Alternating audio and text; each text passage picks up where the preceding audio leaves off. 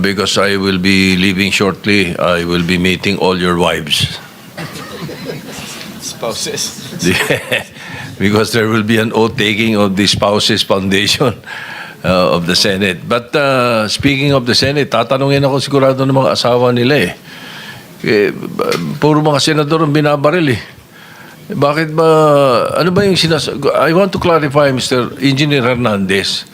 Ano ba yung sinasabi ng abogado mo merong 6 na senador kang babanggitin? Ano ba yun? Your Honor, ang banggit niya po siguro yung laman po ng computer ko. Actually, may mga congressman po na nandun na hindi po senador yung laman nung computer ko. So fake news yun, ha? May 6 na senador na nunumbrahan mo daw. Mga congressman yung nasa computer mo. Yes, yung nasa computer ko po, congressman po. Okay, thank you. So fake news nga. O naligaw si Raymond. Diba? Anyway, basta yung ating media, ingat naman tayo sa mga fake news. Kanina umaga, napanood na naman akong fake news tungkol sa sarili ko. Hindi ko alam na nangyari yun Mr. Senate President, I agree with you kasi maraming mga insinuations, nabanggit, Senator Sherwin Gatchalian, Senator J.B. Ejercito, kung sino-sino na lumalabas na pangalan. That's why we need to clarify kasi ikaw ang kinukote nung lawyer. And nasa national news ito So in fairness to our colleagues, na hindi naman talaga nabanggit at wala namang katibayan, babanggitin na nakabitin at ikaw ang reference, the Senate President has to really clarify this matter. Because this is a sensitive issue. Hindi ba? Imagine, Senate Finance Committee, biglang sasabihin ng lawyer mo na, of course, he did not name names, pero may mga insinuations na sumunod, binabanggit yung mga pangalan. So for the record, Engineer Hernandez, hindi totoo yun. Hindi po, Your Honor. Alright, thank you. Mr. Chair, follow up ko lang doon. Hindi na, Kahit na ikaw time ko na. Time ko na. Time mo na yan. Yes, May 7 minutes ka. Bryce, during the interview na abogado mo, si Raymond Porton, Attorney Porton, sinabi niya na pinagalitan ka pa daw niya. Bakit ka daw namimili kung sinong sasabihin mo? Totoo ba ito?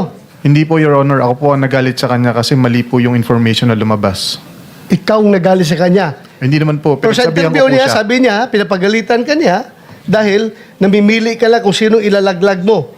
Hindi lahat sinasabi mo. Hindi po, Your Honor. Ako po nagsabi kay Attorney Fortune na huwag naman maglabas ng information na wala pa naman tayong ebidensya. So sa ngayon, pinalitan mo na si Atty. Porton o siya pa rin? Siya pa rin po, Your Honor. Oh, siya pa rin. Tapos hindi kayo magkakaintindihan. Ano ba ito? Patuloy pa rin ang inyong relationship kahit na nagkababanggaan kayo? Sinabi ko naman po na pag inulit niya pa po, hindi ko na po siya ko-consider, Your Honor. Mr. Chair, may I move that next hearing, Atty. Porton be invited here? Because mabigat yung sinabi niya, Mr. Chair.